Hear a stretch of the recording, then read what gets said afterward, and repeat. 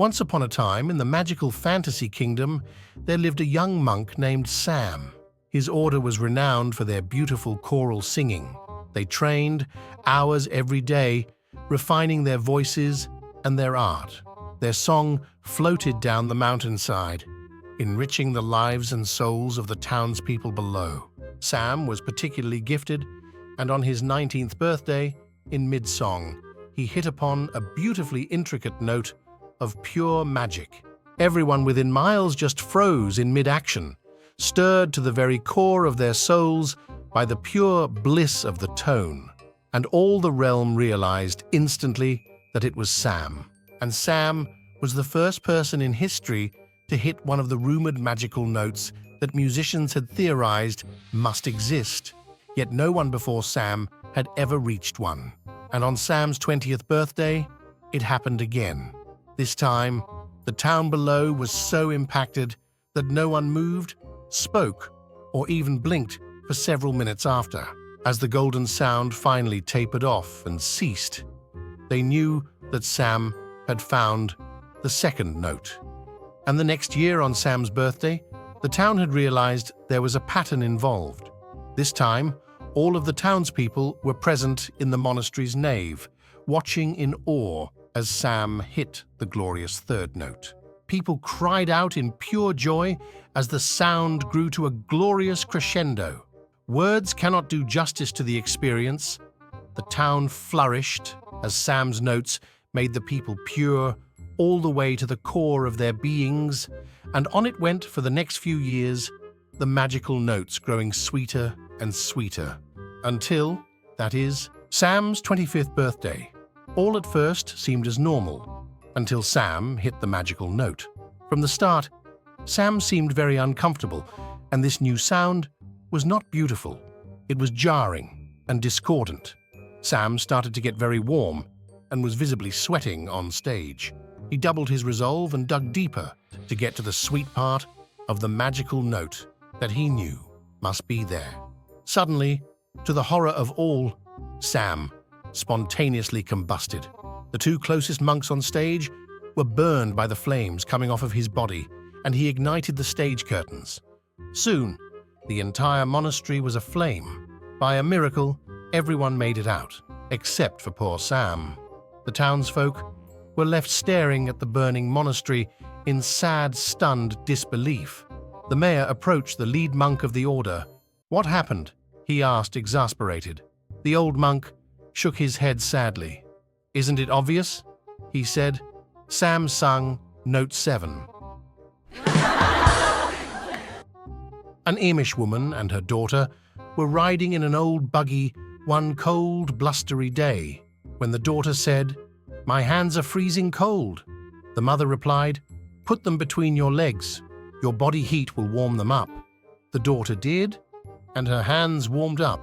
The next day, the daughter was riding with her boyfriend who said, "My hands are freezing cold."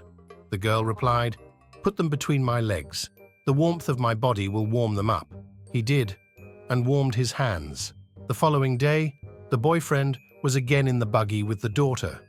He said, "My nose is cold." The girl replied, "Put it between my legs. The warmth of my body will warm it up."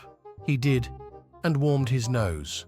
The next day, the boyfriend was again driving with the daughter, and he said, "My penis is frozen solid." The following day, the daughter was driving in the buggy with her mother again, and she says to her mother, "Have you ever heard of a penis?" Slightly concerned, the mother said, "Why, yes. Why do you ask?" The daughter replies, "They make one heck of a mess when they defrost, don't they?" Three friends, a rabbi, a Hindu holy man, and a lawyer had car trouble in the countryside and asked to spend the night with a farmer. The farmer said, "There might be a problem.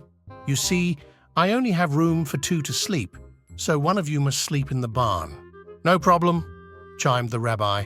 "My people wandered in the desert for 40 years. I'm humble enough to sleep in the barn for an evening in their memory." With that, he departed to the barn, and the others bedded down for the night. Moments later, a knock was heard at the door. The farmer opened the door. There stood the rabbi from the barn. "What's wrong?" asked the farmer.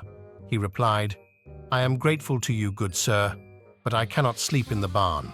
There is a pig in the barn, and my faith believes that is an unclean animal."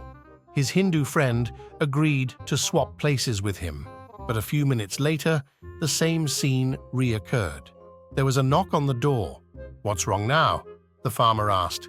The Hindu holy man replied, "I too am grateful for your helping us out, but there is a cow in the barn, and in my country, cows are considered sacred.